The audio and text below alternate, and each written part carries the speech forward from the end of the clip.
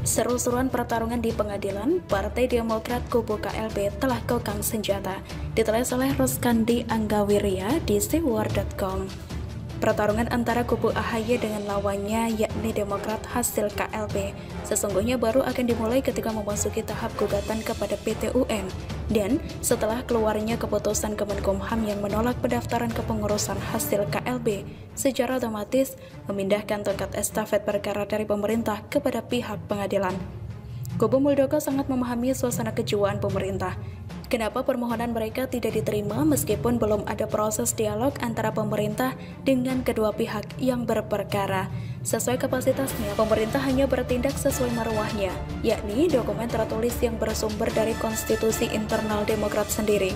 Pemerintah tidak bisa mengintervensi hingga pada menilai asas demokrasi dan kepatutan dari muatan ADART yang telah didaftarkan.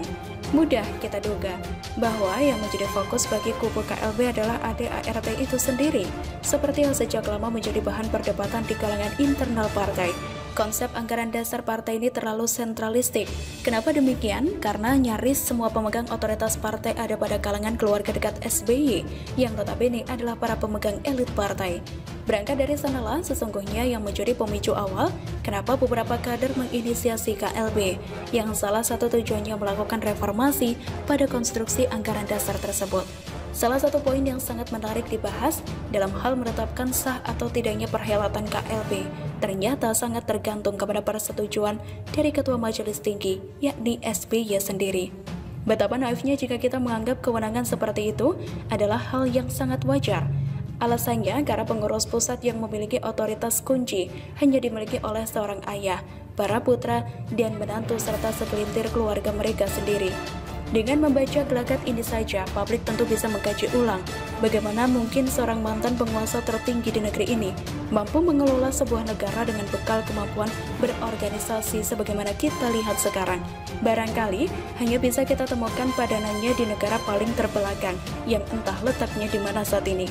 Dengan konstruksi seperti itu, maka bisa dipastikan tak bakalan terjadi KLB yang dianggap sah, karena harus melangkahi kewenangan seorang yang sangat berkepentingan jika perhelatan itu dipaksakan. Di samping akal-akalan ala cowboy Texas tersebut, minimal sebagaimana pengakuan para mantan elit partai, ketika SBY mencaplok kursi ketum dari atas Urbaningrum, mereka merasa kena prank, yakni tercetusnya gagasan SBY yang tidak pernah dilaksanakan oleh dirinya sendiri sekalipun. Salah satu poin yang sangat disesalkan oleh para mantan elit partai berlambang Mercy itu adalah ketika SBY berjanji hanya akan menduduki kursi ketum hingga masa jabatan Andis Urbaningrum habis. Faktanya, dia tetap mempertahankan kursi tersebut setelah kongres berikutnya berlangsung. Ini berarti itikat baiknya sangatlah diragukan. Sikap otoritariat SBY lebih kentara lagi ketika sejarah berdirinya partai itu digambarkan oleh para pendirinya yang ternyata tak memuat nama SBY atau kerabatnya di deretan deklarator. Sungguh ironis ketika seorang pendatang yang menurut pengakuan John Allen hanya menyetor dana kisaran ratusan juta, belakangan justru menisbahkan dirinya sebagai pemilik dominasi suara di DPP. Bagi publik pun tak kalah menyesakan karena kita tak bisa memungkiri seorang mantan penguasa tertinggi di negeri ini melakukan cara-cara kotor untuk memaksakan kehendaknya. Meskipun hanya terjadi di internal partainya sendiri, maka tak terlalu berlebihan jika kecurigaan publik terhadap dugaan keterlibatan orang-orang terdekat SBY dalam mega korupsi di era kepemimpinan sebagai presiden menyeruak sangat kencang. Barangkali hanya karena kekuasaan dirinya lah sehingga mereka belum tersentuh oleh hukum. Tak kalah pentingnya, khususnya bagi mereka yang telah berani membangkang dan melakukan pembaharuan agar tidak tanggung-tanggung melakukan pembersihan ke dalam. Langkah itu termasuk membuka tabir mega korupsi yang dilakukan para kroni sang mantan. Barangkali dengan cara ini kekuatannya akan sedikit melemah, terutama ketika dia ngotot mempertahankan jejak kakinya di puncak kekuasaan partai. Kita bisa berkaca dari kasus dipecatnya Fahri Hamzah yang dianggap ilegal oleh pimpinan PKS tempo hari, yang mana Fahri saat ini dimenangkan di pengadilan, yang memaksa pimpinan PKS diwajibkan membayar sejumlah ganti rugi. Terlepas keputusan itu apakah berhasil dieksekusi, namun pengalaman ini bisa diulang ketika para mantan kader Demokrat mengangkat kasus internal mereka di pengadilan. Tentu saja, publik turut berkepentingan dengan pelurusan sejarah di salah satu partai yang pernah berkuasa di negeri ini. Rekam jejaknya di pemerintahan tentu harus dibersihkan dari isu-isu tak sedap. agar di kemudian hari tidak menjadi presiden buruk bagi partai mana saja yang mencoba menggerogoti pundi-pundi negara melalui cara tak terpuji. Mau ajak Jokowi, dua politisi Demokrat ini malah terlihat bodoh. Ditulis oleh Nina Nur di siwar.com. Nah, itu sudah beberapa kali saya tuliskan bahwa paling gampang jadi buzzernya Presiden Jokowi dan sulit untuk menjadi buzzer AHY ataupun SBY. Gimana nggak gampang? Sudah berapa jalan, jembatan, jalan tol, bendungan, bandara, pelabuhan, dan banyak infrastruktur yang dibuat oleh Presiden Jokowi, termasuk MRT yang membuat kota Jakarta tidak kalah dengan kota-kota besar di Asia.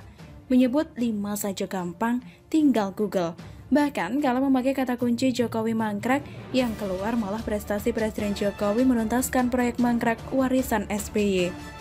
Coba kalau pakai kata kunci SBY mangkrak, saya sarankan jangan deh buat para pemuja SBY, kasihan ntar terkejut, hehehe, atau pura-pura terkejut. Namun tetap saja para politisi Demokrat kerap menyerang Presiden Jokowi tiap ada sesuatu yang dianggap sebagai celah. Begitu ada celah, langsung dar. Nembak nggak pakai mata, tapi istilahnya membabi buta. Tidak pakai riset dulu, tidak dicari rekam jejaknya dulu, langsung serang. Akibatnya maksud hati mau mengejek, mengolok-olok, dan menjatuhkan Presiden Jokowi. Nyatanya malah menjatuhkan diri sendiri dan SBY dan segenap Partai Demokrat.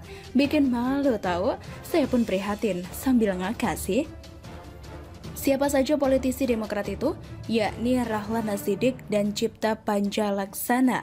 Rahlan ini yang menyamakan soal Museum SBY dengan makam Gus Dur waktu itu, yang juga berakhir dengan blunder. Sedangkan Pancaidi yang cuitannya pernah menuai kecaman karena melecehkan fisik keponakan Prabowo, Rahayu Saraswati. Bingung saya sama Partai Demokrat, ex-napi koruptor dan satu lagi yang pernah diciduk aparat karena memakai narkoba, dijadikan petinggi partai. Kader-kadernya ya modal Rahlan dan Pancaidi. Wajarlah ada kekisruhan di internal partai yang berujung pada perpecahan partai. Soal apa sih yang dilemparkan oleh Rahlan dan Panca? Bermula dari berita media CNBC-Indonesia.com yang bertajuk Perintah Jokowi, Bandara Kertajati jadi bengkel pesawat. Mungkin mereka berdua cuma baca judul ya, nggak baca isinya sama sekali, sehingga langsung semangat merasa menemukan celah untuk menyerang Jokowi. Lewat cuitan mereka di Twitter, cuitan Rahlan masih ada, sedangkan cuitan Panca sudah dihapus. Hahaha. Selain yang di atas, Panca juga mencuit bahwa dia tidak percaya Bandara Kertajati sudah dipakai sebagai tempat pemberangkatkan jemaah haji atau umroh. Sontak, cuitan Rahlan mendapat tanggapan ramai dari para netizen. Para netizen ini beramai-ramai memberikan bahan-bahan informasi yang benar soal fungsi Bandara Kertajati, yang tidak hanya sebagai bengkel, juga sebagai tempat pemberangkatan jemaah haji dan umroh. Bahkan, para netizen ini sudah tidak merasa perlu memakai kata-kata sopan lagi.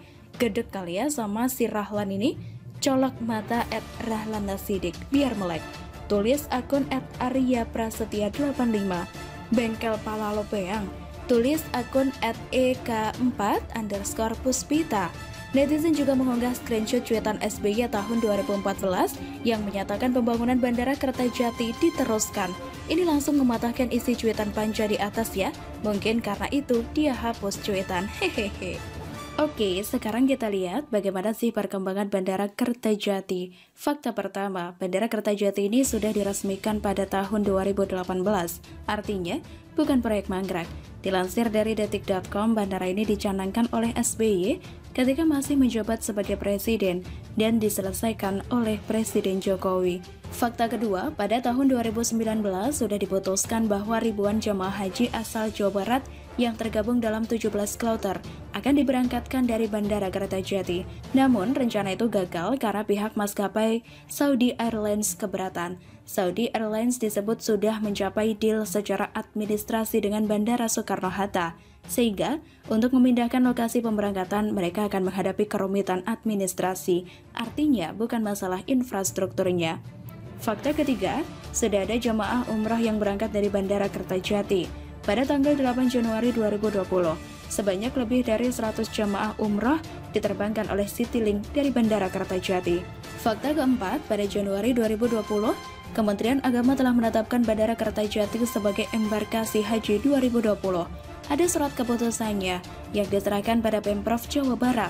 Rencananya ada sekitar 38.000 jemaah yang akan berangkat dari sana. Tentunya, rencana ini tidak bisa dilaksanakan karena imbas pandemi COVID. Sekali lagi, bukan karena masalah infrastruktur. Karena adanya pandemi, tidak hanya Bandara Kertajati, bandara lain di negara ini juga sepi. Padahal fakta kelima, Dinas Perhubungan Jawa Barat sudah berencana menjadikan Bandara Kertajati sebagai pusat logistik nasional. Ongkos logistik yang ditawarkan bisa lebih murah ketimbang bandara lain. Sebagus instruksi terbaru Presiden Jokowi yang meminta agar Bandara Kertajati juga difungsikan sebagai tempat maintenance, repair, dan overhaul, alias bengkel pesawat. Ini fakta ke-6, sebagaimana dilansir dari cnbcindonesia.com, yang beritanya dibagikan oleh Rahlan dan Panja, tapi tidak mereka baca. Hehehe, ada ketahuan ya, keberadaan Bandara Kertajati sebagai MRO ini akan sangat mendatangkan profit. Ide cemerlang, kata komentar pembaca di artikel tersebut.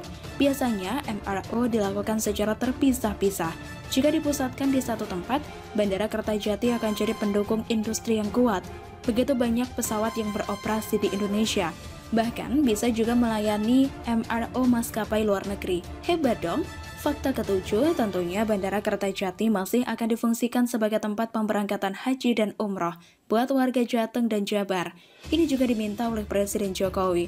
Bandaranya siap kok, hanya gara-gara pandemi semuanya jadi tertunda. Jadi salahnya di mana ya? Ya balik lagi ke Rahlan dan Panca. Makanya, baca dan baca. Biar nggak jadi malu, memalukan diri sendiri dan Partai Demokrat. Hahaha, selalu dari kura-kura.